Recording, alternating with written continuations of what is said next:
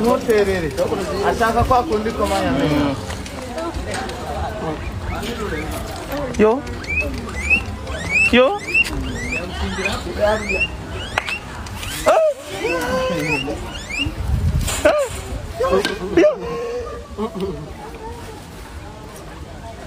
Bye.